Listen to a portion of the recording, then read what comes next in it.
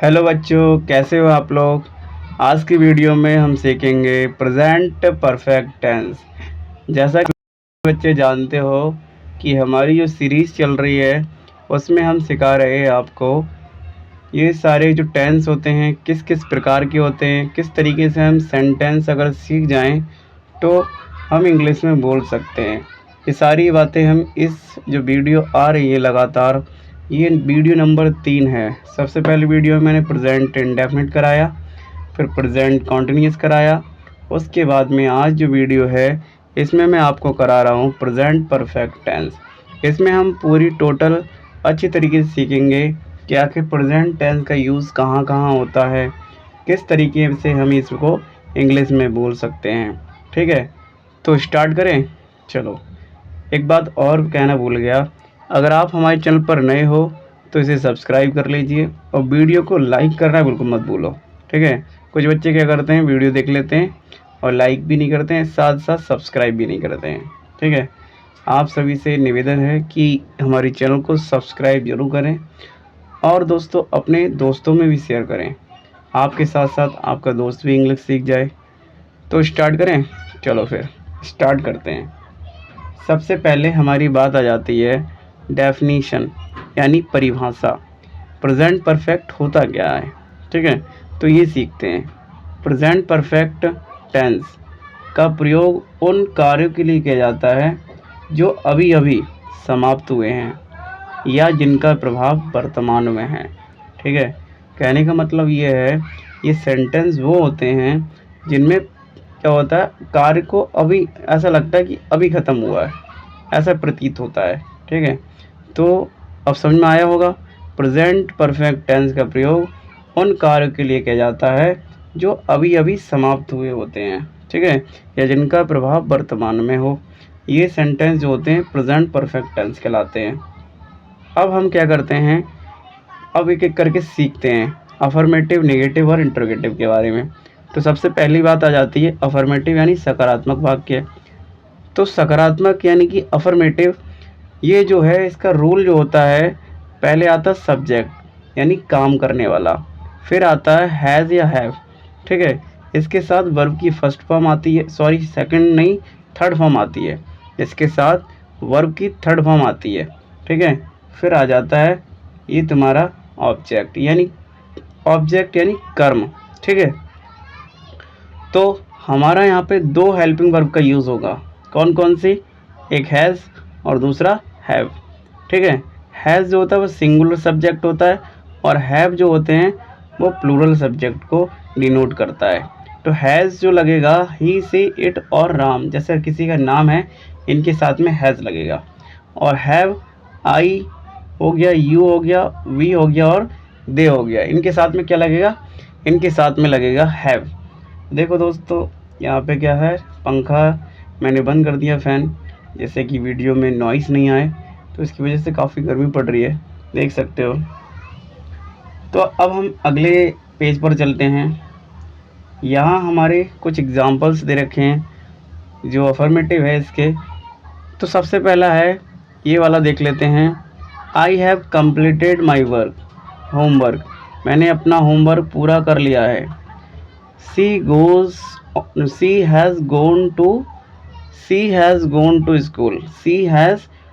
To school, वह school जा चुकी है। आई हैव जस्ट अराइव्ड, मैं अभी अभी पहुंचा हूँ। I have just arrived. ठीक है, फिर अगला है they have never seen snow, यानी उन्होंने कभी बर्फ़ नहीं देखी। यहाँ पे ऐसा सेंस है कि अभी मतलब नहीं देखी है। ठीक है, तो हमने प्रेजेंट परफेक्ट का जो अफर्मेटिव है उसको अच्छे से सीख लिया है। अब हम नेगेटिव की तरफ चलते हैं। तो नेगेटिव जो है वो हमारा सब्जेक्ट होता है, फिर हैज़ या हैव होता है, फिर नॉट आता है, इसमें वर्ब की थर्ड फॉर्म आती है और उसके बाद में ऑब्जेक्ट आता है। कुछ एग्जांपल्स दे रखे हैं। He has not eaten lunch, उसने दोपहर का खाना नहीं खाया है। He has not eaten the lunch या he has not eaten lunch, ठीक है। अगला है we have not watch the movie, we have not watch the movie, हमने वह मूवी नहीं देखी है, हमने वह मूवी नहीं देखी है, ठीक है। या फिर हम वह का यूज़ नहीं करें तो हमने फिल्म नहीं देखी है, ऐसे बोल सकते हैं, ठीक है। अब आते हैं इंट्रोगेटिव पे। तो इंट्रोगेटिव क्या है, इंट्रोगेटिव में हम जो है पहले लगाते हैं, फिर सब्जेक्ट आता है, उसके बाद वर्ब की थर्ड फॉर्म आती है, एंड देन उसके बाद ऑब्जेक्ट आ जाता है, सही है। इसके एग्जांपल्स क्या हैं, have you finished your work, have you finished your work, क्या तुमने अपना कार्य पूरा कर लिया है, has she written the letter, has she written the letter, क्या उसने पत्र लिख लिया है। तो दोस्तों ये जो हैं, ये इनका हम आंसर जो है हाँ में दे सकते हैं, ठीक है, हाँ में दे सकते हैं या ना में भी दे सकते हैं। बट कुछ सेंटेंस ऐसे होते हैं जिनका आंसर हम हाँ में नहीं दे सकते हैं, ना ही ना में दे सकते हो। उनको कैसे बनाएंगे, जैसे कि क्या होता है, तुमने अपना काम क्यों पूरा कर लिया है, तुमने अपना काम पूरा क्यों कर लिया है, ऐसे बोलेंगे तो इसको हाँ में नहीं बोल सकते ना, ना ही इनको ना में बोल सकते। तो ऐसा करने वाले वाक्य में हम क्या करेंगे, WH फैमिली मैंने बताई थी प्रेजेंट इंडेफिनिट वाले सेंटेंस में, अगर नहीं देखी है वो वीडियो तो आप देख सकते हो, ठीक है। तो वो सेंटेंस ऐसे बनते हैं, why have you finished your work, why have you finished your work, जैसे कि उसने पत्र क्यों लिखा है, उसने पत्र क्यों लिखा है, तो हम लिख सकते हैं यहाँ पे why has she written the letter, why has she written the letter, इस तरीके से हम बोल सकते हैं, ठीक है। अब क्या है, हमारा कुछ और यूजेस दे रखे हैं इसके, use of present perfect tense, यानी रिएक्शन रिसेंट एक्शन बताने के लिए, अभी अभी जो रिसेंट होता है उसे हम क्या कहते हैं, रिसेंट एक्शन, जो अभी अभी होता है उसे रिसेंट एक्शन कहते हैं। जैसे एग्जाम्पल की मदद से बताया गया है, आई हैव जस्ट अराइव्ड, मैं अभी अभी पहुंचा हूँ, आई हैव जस्ट अराइव्ड, मैं अभी अभी पहुंचा हूँ। फिर है unspecified time in the past, unspecified time in the past, तो she has visited Delhi, she has visited Delhi, वह दिल्ली जा चुका है, वह दिल्ली जा चुका है या देख चुका है, ऐसे ही बोल सकते हैं। अगला है एक्सपीरियंस, एक्सपीरियंस, एक्सपीरियंस, ठीक है, एक्सपीरियंस, तो इसमें क्या होता है, they have never seen snow, they have never seen snow, तो थोड़ा पसीना ज़्यादा आ रहा है, ठीक है। They have never seen snow, snow यानी उन्होंने कभी बर्फ़ नहीं देखी, है भी लगा सकते हैं इसमें, यानी कोई चीज़ अभी हुई नहीं है, अभी ऐसा लग रहा है कि एक्सपीरियंस बता रहा है ये, और इसका एक्सपीरियंस है ये। Result in the present, result in the present, I have lost my keys, I have lost my keys, मेरी चाबी खो गई हैं, मेरी चाबी खो गई हैं। रिजल्ट इन द प्रेजेंट, यानी अगर रिजल्ट इन द प्रेजेंट बताना हो तब भी हम प्रेजेंट परफेक्ट टेंस का यूज़ करते हैं। आई होप आपको ये बातें प्रेजेंट परफेक्ट की सारी बातें समझ में आई होंगी, अफर्मेटिव, नेगेटिव, इंट्रोगेटिव और कुछ यूज़ मैंने बताए वो भी अच्छे से आ गए होंगे, ठीक है। तो उसके बाद में अब चलते हैं, कुछ इम्पोर्टेंट कॉमन वर्ड्स यूज़ दे रखे हैं, जैसे कि यहाँ पे जस्ट जो होता है वो अभी अभी को बताता है, ऑलरेडी पहले ही बताता है, ऑलरेडी मतलब क्या होता है, पहले ही। ऐड जो होता है अभी तक, एवर माने होता है कभी, एवर माने क्या होता है कभी, नेवर माने होता है कभी नहीं, नेवर माने क्या होता है कभी नहीं, रिसेंटली माने क्या होता है हाल ही में। तो दोस्तों ये वर्ड पक्के याद कर लो, ठीक है।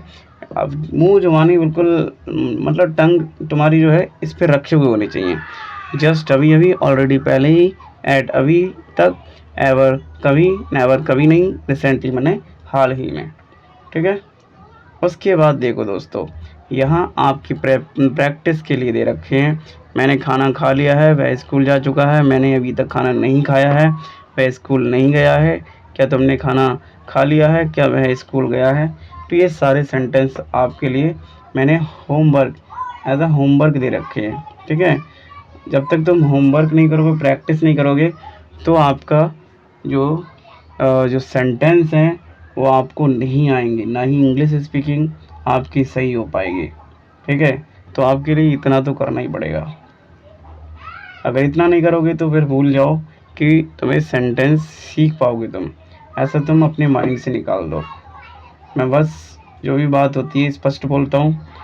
जिसे लगता हो कि मैं बिना सेंटेंस सीखे इंग्लिश सीख जाऊँगा तो वो मुश्किल है, क्योंकि उसके लिए पता ही नहीं है पास्ट में क्या करें, फ्यूचर में क्या करें और प्रेजेंट में क्या करें।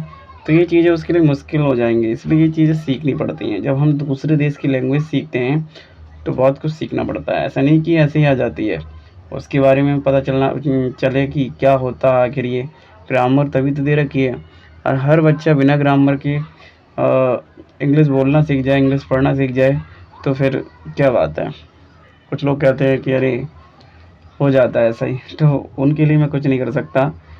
तो मैं फिर कहूँगा, अगर आपने हमारे चैनल को सब्सक्राइब नहीं किया है तो प्लीज़ सब्सक्राइब कर लें, और वीडियो को लाइक नहीं किया है तो लाइक कर लीजिए।